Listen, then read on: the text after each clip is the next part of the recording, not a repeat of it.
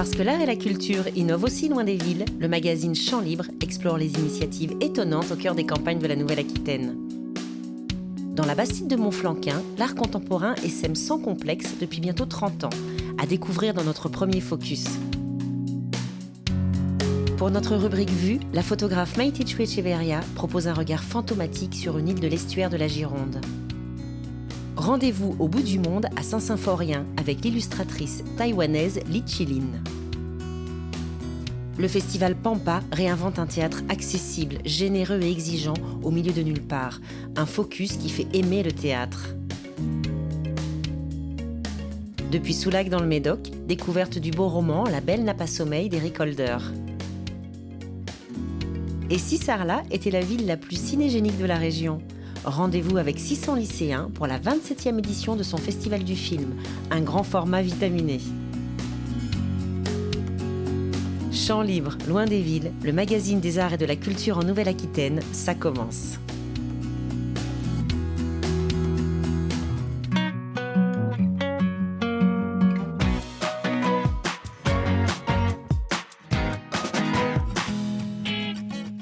Nichée au cœur de la Bastide de Montflanquin, Pollen accueille depuis bientôt 30 ans de jeunes artistes en résidence, mêlant joyeusement recherche, rencontres, expositions et médiation autour de l'art contemporain. Comme ici avec une classe du collège voisin autour du travail de Roland Fourman.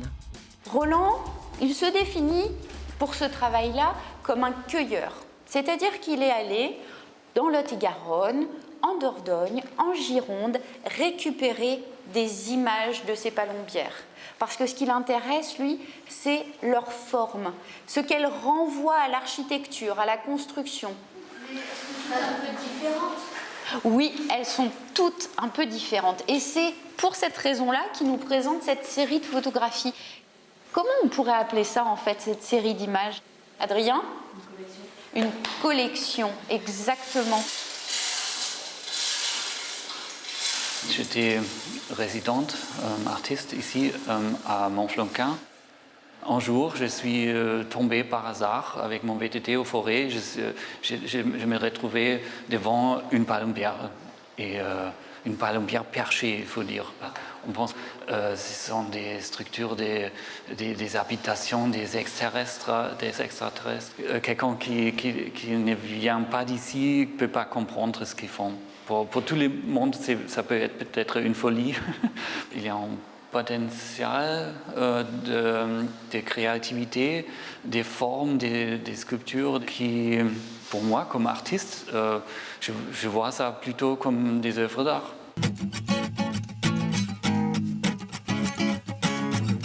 Le principe même de Pollen, c'est d'accueillir des artistes qui travaillent librement. Donc chaque artiste a un projet singulier et est amené à le développer librement durant 3 mois.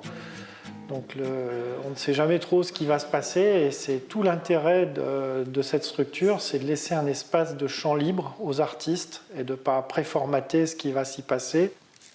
Depuis quelques jours, l'artiste Agathe Berthouveille s'est installée à Pollen, où elle mène un travail entre logique et humour. La preuve par l'exemple.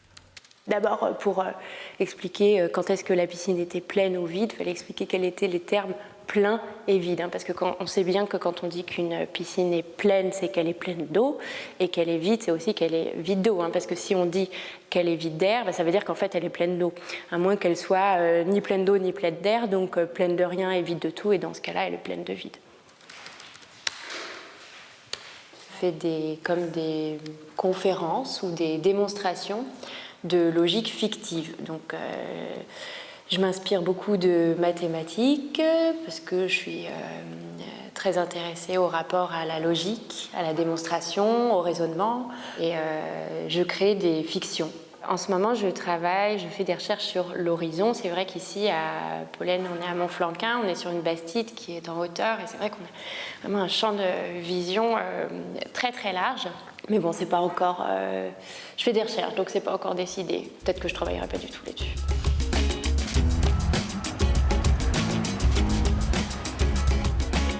Retour parmi les élèves du collège de Montflanquin pour un atelier palombière. Avoir Pollen juste à côté, c'est vraiment génial. Le fait que ce soit une structure pointue en milieu rural, c'est vraiment très important parce que c'est vrai que les élèves n'ont pas forcément l'occasion avec leurs parents de sortir, d'aller dans des lieux d'art contemporain et d'avoir accès aussi à une médiation et du coup de comprendre bien les œuvres, de pouvoir rencontrer des artistes. Et tout ça, grâce à Pollen, ils peuvent l'avoir.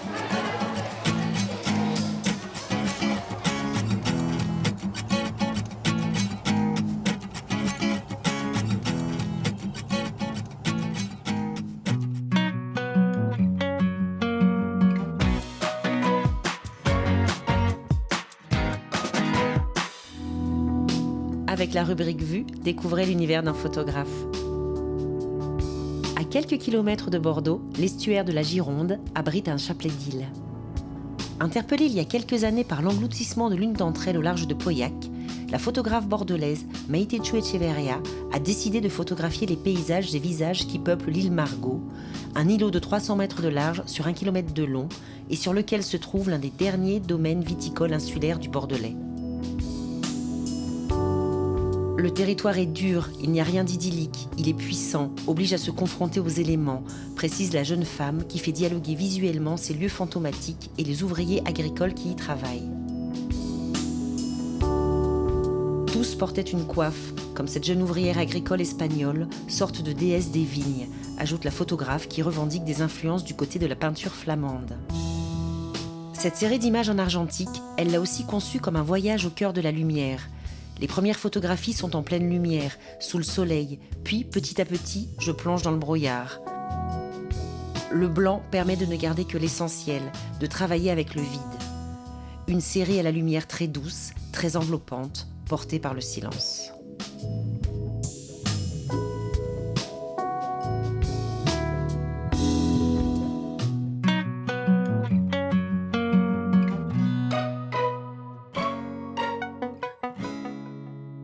Et si le chalet Mauriac de Saint-Symphorien devenait l'épicentre d'une tribu de l'île de Taïwan? Connexion immédiate avec Litchiline, son ambassadrice. En fait, depuis petite, j'aime toujours dessiner, mais malheureusement, j'ai été un élève qui a très bons résultats scolaires, qu'on m'oriente plus vers faire d'autres études que les études en art, en fait. Et puis finalement, j'ai décidé de travailler dans l'illustration, l'illustration jeunesse, et puis j'ai décidé de peaufiner quand même ce côté-là, et que j'ai décidé de venir en France pour faire des études en illustration. Fouda Fouda, c'est mon deuxième roman graphique comme mon premier livre, Formose, il est aussi sur Taïwan, mais dans ce livre-là, je suis plutôt comme un reporter. Je parlais d'une copine qui a quitté la capitale, qui s'installe dans un village des aborigènes et travaille dans l'agriculture bio, et en même temps, elle est militante écologique pour défendre l'environnement. À Saint-Symphorien, je suis venue pour faire un mois de résidence d'écriture pour travailler sur le projet de mon troisième livre. Ça nous encourage beaucoup, et après de pouvoir se retrouver dans ce chalet, d'un écrivain si réputé, là, je suis content.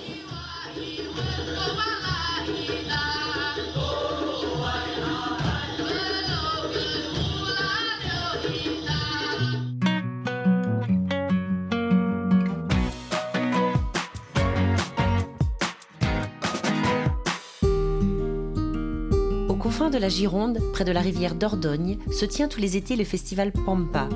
De jeunes artistes issus de grandes écoles de théâtre inventent au milieu de nulle part un théâtre accessible et exigeant. Le festival Pampa, c'est un groupe d'amis qui font des spectacles ensemble. Donc, on est beaucoup à s'être rencontrés au cours Florent dans un premier temps, et après aussi au Conservatoire national de Paris. Il y a un vrai esprit de troupe dans le sens où il y a une vraie amitié et un réel respect de la parole qui est donnée à chacun.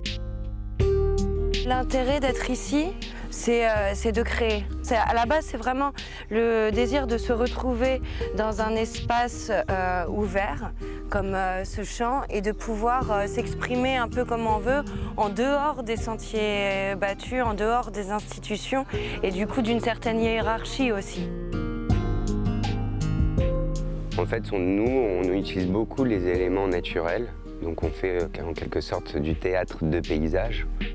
Le choix de Pampa, je pense que ça vient vraiment de là, de cette idée de théâtre de paysage, la Pampa, l'espace désert où tout peut naître. En attendant la tombée du jour pour Casimir et Caroline Deden von Horvat, la compagnie bordelaise Asma présente un Tartuffe pour le moins iconoclaste. C'est un Tartuffe qui est volontairement pauvre, donc c'est-à-dire qu'on n'a rien. On a un micro, 2 perruques et c'est tout. Une guitare et des cotillons, voilà, pour faire tout ça. Donc c'est l'Alexandrin, le personnage principal, on va dire. Il est certain que mon père s'est mis en tête ce dessin. Votre père, madame, a changé de visée. La chose vient par lui de m'être proposée. Quoi? Sérieusement? Oui, sérieusement. Et c'est pour cet hymen déclaré hautement. Je vous conseille, moi, de prendre cet époux. C'est un conseil, monsieur, que je reçois. Vous n'aurez pas grand-peine à le suivre, je crois. Pas plus qu'à le donner, en a souffert votre âme. Moi, je vous l'ai donné pour vous plaire, madame. Et moi, je le suivrai pour vous faire plaisir. Vous allez être à point nommé servi. Tant mieux. Vous me voyez? C'est pour toute ma vie. Et ça, c'est des glands que j'avais ramassés pour notre cabane, pour notre amour. Je les jette. Cette année, on se fait vraiment surprendre, en tout cas par le nombre de gens, et c'est tant mieux. On n'a pas assez de chaises, c'est pas grave. Les gens sont quand même très contents d'être là, de s'asseoir par terre, de se mettre debout, d'assister au spectacle. Et les gens sont beaucoup en attente à chaque fois, tous les ans. Là, autour, par exemple, les voisins qui nous logent, et tout ça, ils attendent le festival maintenant, tous les ans. Et voilà, ils sont très, très contents que ça existe ici, quoi. Quand ça va mal pour l'homme, la femme de valeur ne fait que tenir plus intensément à lui. C'est ce que j'aurais tendance à imaginer. Mais moi pas. Et attends, ça veut éventuellement dire que nous deux, nous devons éventuellement nous séparer? Et que tu joues avec des idées de ce genre? Arrête de me poser des questions. Mais pourquoi, si on ose poser les questions? Parce que là, je suis contrariée. Non mais tu peux pas t'imaginer ce que ces deux messieurs là-bas racontent sur toi. Et que raconte-t-il sur moi? Ils voudraient te saouler. Bah ça va, je tiens le coup. Il est dit ouvertement, monsieur le directeur général. Quoi? Qui voudrait que tu sois à lui, érotiquement, dès cette nuit.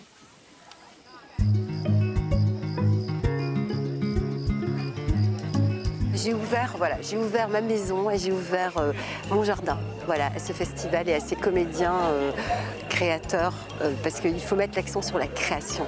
C'est de la création faite ici. Et on participe à l'émergence de quelque chose dans le domaine du théâtre, dans ce lieu. Et donc mon regard, il est à la fois ravi, il est surpris, il est heureux et il est aussi reconnaissant, finalement, reconnaissant aux spectateurs de nous être fidèles.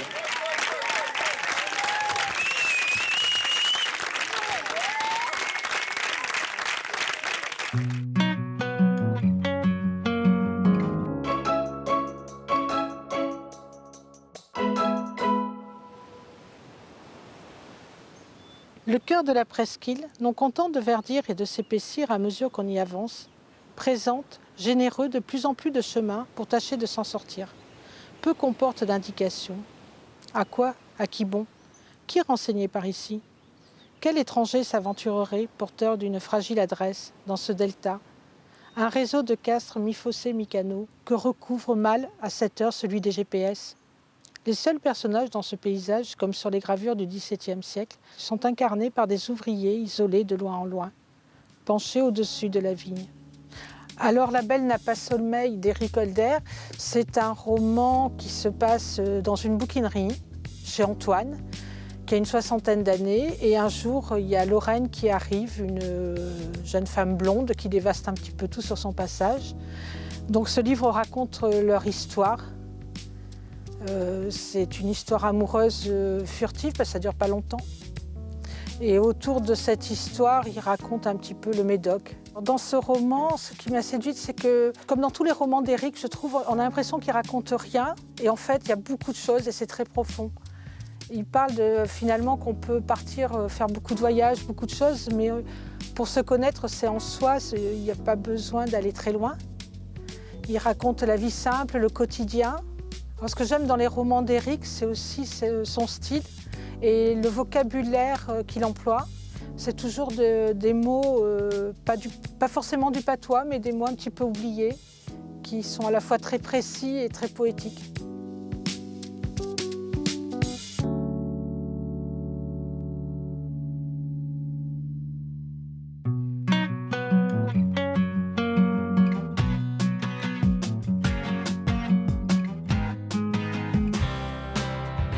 C'est à Sarlat que s'est ouvert une des premières sections cinéma dans un lycée, en même temps que quelques passionnés créent un festival de cinéma. Depuis presque 30 ans, le Festival du film de Sarlat est le point de rendez-vous d'équipes qui présentent leurs films en avant-première. C'est l'occasion aussi pour des lycéens venus de toute la France d'échanger avec des professionnels, mais aussi de réaliser leurs propres courts-métrages. Ce qui est important, c'est que vous allez travailler en équipe et vous allez raconter des histoires en faisant des films. Le cinéma, on le théorise souvent, surtout quand on a des cours, et c'est normal, et c'est bien de faire de la théorie, d'apprendre de la mise en scène, etc. Mais le cinéma, c'est aussi quelque chose, évidemment, d'extrêmement concret. Vous, sur vos films, vous devez avoir un conflit clair. Sinon, le cinéma n'existe pas. La communication entre le réalisateur et le comédien, c'est l'une des choses essentielles sur un tournage. Si vous voulez faire ce métier, n'écoutez pas quand on vous dit c'est pas possible, c'est dur, c'est bouché, etc. En général, les gens qui vous disent ça sont des gens qui ne travaillent pas dans le cinéma. Alors, c'est très dur, hein. Je ne vais pas vous dire que c'est facile de travailler dans le cinéma. Hein. C'est extrêmement dur. Hein. Mais quand vous êtes motivé et travailleur, tout est possible. Alors la rencontre qu'on vient de faire avec les élèves de Sarlat, c'est pour leur expliquer concrètement ce qu'est la direction d'acteurs et comment préparer leur tournage qui vont avoir lieu demain après-midi. Ici, c'est un pont entre le lycée, donc le lycée professionnel en option cinéma, et la vie professionnelle. Ils vont pouvoir rencontrer des professionnels et aussi faire des films en vrai qui vont être encadrés par des réalisateurs, par une dizaine de réalisateurs dont je fais partie, pour apprendre concrètement à faire du cinéma. Alors le Festival de Sarlat, c'est le premier festival en France consacré aux lycéens. C'est vraiment sa spécificité. Ce sont des lycéens qui viennent de toute la France, qui sont en terminale option cinéma et donc qui travaillent, qui ont des ateliers, des conférences. Et le soir, ils vont voir des films avec des grandes vedettes qui sont venues pour eux et pour échanger avec eux. Qui êtes-vous? Edmond Rostand. Alors votre pièce, comédie, tragédie, vous avez 2 minutes. Tragédie. Comédie. Bien, le titre. Hercule. Savinien. Cyrano. Cyrano de Bergerac. Mon rôle? Cyrano. Très bien. Qui est-ce? Un poète. Fin bretteur, avec une laideur. Laideur? Enfin, laideur, non, mais disons un grand nez. Un grand nez? Mais oui. Edmond, c'est évidemment Edmond Rostand. Alexis Michalik a imaginé comment Edmond Rostand a écrit Cyrano de Bergerac. On est dans le Sud-Ouest. On leur présente un film tiré d'une pièce de théâtre. Le réalisateur vient spécialement à Sarlat. Les comédiens sont là. C'est immanquable. Merci pour votre rapport de dingue. Merci beaucoup. Merveilleux. Pourquoi Edmond Rostand? Parce que Shakespeare était déjà pris. Hein, il y a eu déjà un film avec Shakespeare qui s'appelle... Voilà, Shakespeare in Love. Et moi, ça m'a un peu donné l'idée à l'époque, il y a 20 ans, quand j'ai vu Shakespeare in Love, je me suis dit, ça aurait été bien de faire ça avec un auteur français. Et puis, quelques années plus tard, en relisant Cyrano, j'ai appris, à la fin de Cyrano, il y avait un dossier pédagogique. Et j'ai appris d'abord qu'il avait 29 ans, ce qui est quand même très jeune pour écrire Cyrano de Bergerac, que personne n'y croyait à ce spectacle, et que ça a été le plus grand triomphe de l'histoire du théâtre français.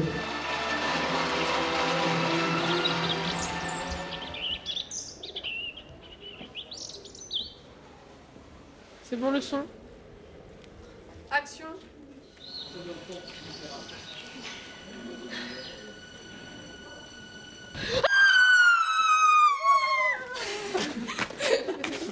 J'encadre en fait ces élèves dans la réalisation qui est un petit court-métrage en fait de 3 minutes. Je vérifie qu'est-ce qu'ils veulent faire eux en mise en scène. J'essaye de voir la compatibilité par rapport à leurs idées. Est-ce que ça va bien avec leur film? Est-ce que ça va être concret? Je les encourage à parler aux comédiens, au niveau de la direction d'acteurs et puis aussi à se parler entre eux Donc si c'est un subjectif, il faut faire vraiment un vrai mouvement où il arrive. Moi, c'est très rapide. C'est pas, ce genre. Et donc du coup, si c'est ça, y a pas. Je pense que là-dedans, vous le montrez jamais. Ou alors il est très loin. Vous voyez ce que je veux dire? En plus, c'était hyper speed parce qu'on a que 4 heures. Et des acteurs qu'on connaissait pas, une réalisatrice qui nous a bien encadrés. Et c'était aussi la première fois que je travaillais avec une réalisatrice, du coup qui guidait vachement plus pour les plans et qui donnait plein de conseils hyper intéressants. Donc c'était cool. En fait, c'est un exercice qui commence début septembre pour 10 lycées. C'est autour d'un thème imposé qui est la métamorphose. Il y a 2 mois d'écriture. Et ensuite, il y a un tournage encadré par un réalisateur. Ici, c'est Valérie Leroy. Et il y a 2 acteurs professionnels qui sont au service des étudiants et de la réalisatrice. Parfait. Donc on est prêt à en faire une? Salut. Ça va? Ça va et toi? Ouais, ça va. T'as entendu les infos là? À la rédaction, tout le monde s'affole. Ça part dans tous les sens. Moi, je pense que les flics ils se trompent complètement. Je suis sur une nouvelle piste là, et à mon avis, c'est la bonne. Coupé. Au niveau du jeu d'acteur, c'est bien? Est-ce que vous dites c'est bon, on a tout ce qu'il faut? Ouais. Okay. Sur le personnage? Ok, on fait le contrôle. C'est super parce que je trouve ça hyper chouette aussi de partager, de voir leur enthousiasme. Je trouve que c'est une très belle opportunité en fait pour ces jeunes. C'est ici que tout a commencé. Une erreur, et je suis venue à la vie. Je suis sortie de l'obscurité et j'ai ouvert les yeux. Mon nom est Cara. Je suis l'une d'entre eux. Ceci est notre histoire.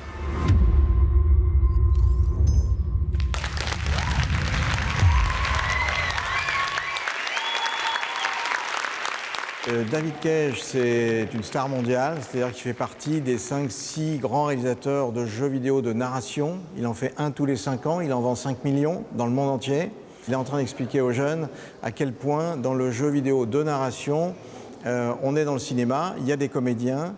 Au lieu d'écrire un scénario, on en écrit 40, puisqu'évidemment, c'est le joueur qui a le rôle principal. Je suis venu parler de notre dernier jeu qui s'appelle Détroit, Become Human, qui parle dans un futur proche de l'arrivée des androïdes. Mais l'idée était surtout de parler des liens entre jeux vidéo et cinéma et montrer comment les deux sont de plus en plus liés, puis aussi donner peut-être envie à certains de ces jeunes demain de faire ce métier. J'écris seul, en grande partie, en tout cas sur Détroit, ça a été le cas. Et par contre, j'ai au studio une équipe autour de moi qui est absolument extraordinaire, qui a beaucoup de patience, qui relie tout ce que je produis. Et là, on est en train de se développer, on recrute beaucoup de scénaristes en ce moment. Comment est-ce que vous pensez qu'un univers qui est aussi large, ça peut évoluer dans le futur? Et moi, je ne bataille pas pour que tous les jeux vidéo se ressemblent et n'avoir que des jeux vidéo comme ceux que je fais, évidemment. Je bataille pour que ce type de jeu vidéo-là ait aussi droit de cité. C'est-à-dire qu'on n'ait pas que des jeux vidéo basés sur la violence en boucle, mais qu'on puisse avoir des jeux de l'e-sport, ça me va très bien, des jeux sociaux, des jeux pour un public casual, des jeux narratifs et émotionnels. C'est la diversité du jeu vidéo qui fait sa richesse, et c'est tout ce qu'on défend. Et je pense qu'on va y arriver, je pense que c'est une question de temps, parce qu'on se rend compte qu'il y a des publics pour toutes ces catégories de jeux, de la même manière qu'il y a différents publics pour différents types de films. Même aujourd'hui où tous les médias existent et on a Internet et autres, malgré tout, on ne pense pas forcément qu'on peut peut-être découvrir le monde. Et le cinéma est un moyen merveilleux de découvrir le monde, notamment le cinéma international. On peut vivre ici en Dordogne, avoir des possibilités, qu'il faut y croire, il faut se prendre en main. Et on ne va pas chercher les jeunes que dans les villes. Les jeunes, ils sont partout et il faut qu'ils croient à leurs possibilités, il faut qu'ils croient à leurs chances. Nous, au-delà de l'aspect purement pédagogique de la semaine que ces 600 jeunes passent avec nous, on essaye de leur donner confiance en eux.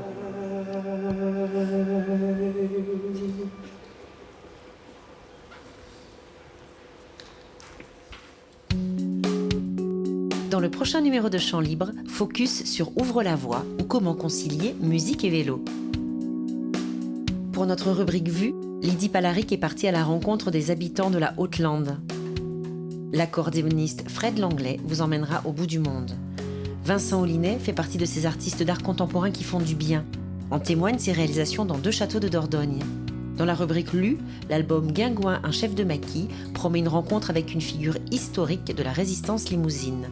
Quand la photo se fait documentaire, cela donne Barre Objectif, une pépite dédiée au photojournalisme, et c'est notre grand format. Champ libre, loin des villes, le magazine des arts et de la culture en Nouvelle-Aquitaine.